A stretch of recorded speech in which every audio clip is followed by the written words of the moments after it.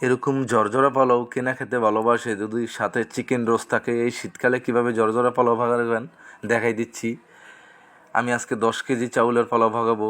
দারচিনি, এলাচি, তেজপাতা, 1 কেজি সয়াবিন তেল দিয়ে দেবো, এখানে চিনি, লবণ, আর দিয়ে দেবো 300 গ্রাম পাউডার দুধ। 1 কেজি চাউলে 1.5 কেজি করে পানি দিবেন আপনারা। আমি এখানে 10 কেজি চাউলের পোলাও বানাবো আজকে।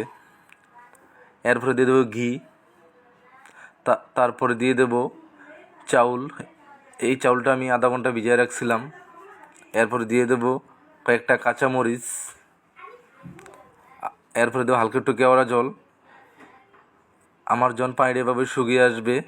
তারপরে আমি সুন্দরভাবে ঢাকনাটা দিয়ে দেবো। আপনাদেরকে আগে বলে দিচ্ছি, 1 কেজি চাউলে 1.5 লিটার পানি দিয়ে দিবেন। এখন দম দিয়ে দেবো 20 মিনিটের জন্য। 20 মিনিট পরে এই যে পোলাওর কালারটা দেখেন কত সুন্দর হয়েছে, দেখেন কত ঝরঝরও হয়েছে। আপনাদেরকে একটু হাতে নিয়ে দেখাই, দেখেন একদম ঝরঝরা। এভাবে আপনারা রান্না করবেন। ভিডিও ভালো লাগলে